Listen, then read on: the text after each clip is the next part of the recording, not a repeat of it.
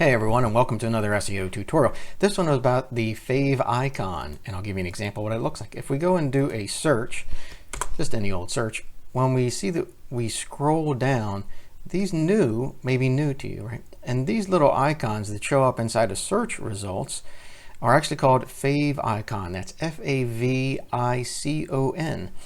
And they're used different places on websites, and they are displayed in different ways by different browsers on different devices. Like your desktop, a tablet, or a smartphone may all display these differently. All right, and here's like a very simple one, right? It's just a square block and it comes up. All right, let's take a look here.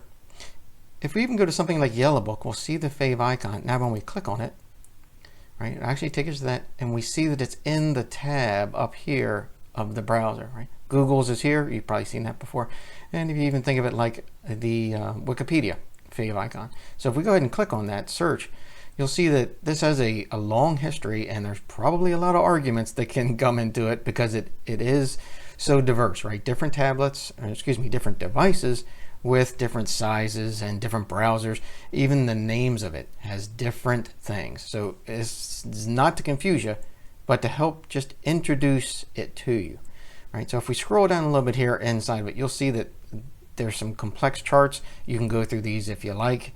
One of the key things to understand is that, yes, you probably want something like a PNG so that it has a high compatibility with different browsers, but there's nothing wrong with using the .ico, right, format. Again, too deep probably and too long for a tutorial.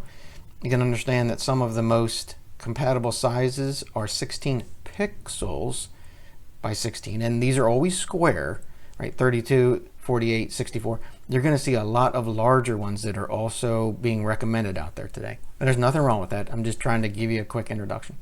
So you can create these yourself. You can even go to different websites and have them created for you. Obviously a graphics house could, probably your web development group, maybe even your SEO. But you can do them yourself, and I'll give you just a real quick introduction. So if we go to GIMP, and this is not a total tutorial, but here's an example of one, right? And that's really pretty small because this is a 32 pixel by 32 pixel, and it is an 8-bit, and that's kind of the default for GIMP, right? And it's just as simple as a white background, right, with a red dot on it. Now I'll kill this one real quick, and we'll say discard. Okay, so we'll show you just real quickly, super quick, how to create one. So if you just come to right click and say File, New. In this case, we have the 32 by 32 pixels. We'll say OK. Now so that we can see it, we'll come down here and we'll take it all the way up to 400%, just so you can see it a little better. And really, you could just export that as a favicon.png and be done, but it would probably be pretty boring, right? Because it's white on white. So let's go ahead and do just something very simple. Let's just make another block. Let's check another color. We'll make it red. Say OK. Now inside of here, we'll just stretch this out. Maybe come to the paintbrush, and we'll just color that in. Right? Not very creative, but this is just the concept of it. So then if we right click and say File and Export, in this case, we'll go ahead and make this favicon.png. When we hit export, it is that simple. All right, export, and you've literally made a favicon, which can be put into your website. Now, there can be a bunch of different arguments about how even to add this. It can be added in the HTML code.